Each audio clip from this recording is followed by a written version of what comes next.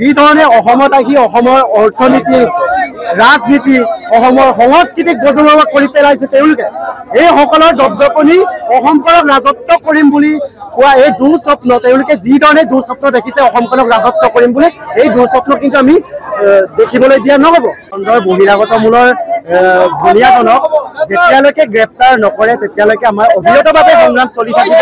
এই সংগ্ৰাম চলিছে আৰু চলি থাকিব। 12 ঘণ্টা উকলি গ'ল যোৰহাটৰ প্ৰশাসনে এতিয়ালৈকে তেখেতক গ্ৰেপ্তাৰ কৰিব পৰা নাই। এনেকৈ তেওঁ যোৰহাটতে থাকি যোৰহাটতে ব্যৱসায় কৰি যোৰহাটৰ পৰা বাহিৰলৈ বিহাৰলৈ পলাই গ'ল। ইয়াৰ উত্তৰ কিন্তু আৰক্ষীয়ে আমাক দিয়া নাই, দিব লাগিব। যি ধৰণে অসমত আহি অসমৰ অৰ্থনীতি ৰাজনীতি অসমৰ সংস্কৃতিক বজৰুৱা কৰি পেলাইছে তেওঁলোকে এই সকলৰ দপদপনি অসমখনক ৰাজত্ব কৰিম বুলি কোৱা এই দুঃস্বপ্ন তেওঁলোকে যি ধৰণে দুঃস্বপ্ন দেখিছে অসমখনক ৰাজত্ব কৰিম বুলি এই দুঃস্বপ্ন কিন্তু আমি দেখিবলৈ দিয়া নহ'ব। আমি এই সংগ্ৰামৰ জৰিয়তে অসমত থকা প্ৰতিগৰাকী বহিৰাগত বনিয়াক জনাই দিব বিচাৰিছো যে ইয়াত তহঁতৰ দপদপনি নচলিব।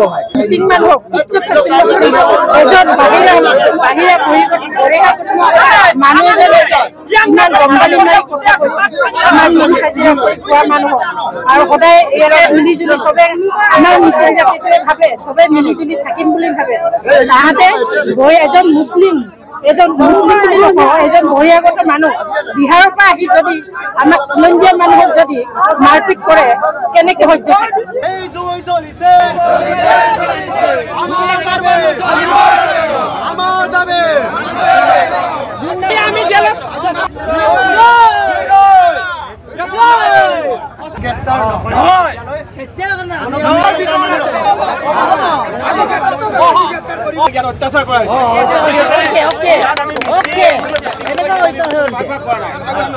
খিলঞ্জীয়া এজন যুৱকক ইয়াত অত্যাচাৰ কৰিছে। এটা আমি ইয়াত ন্যায্য পদে দাবী জনাইছো যে এইটো অত্যাচাৰ কেতিয়াও হ'ব নালাগে।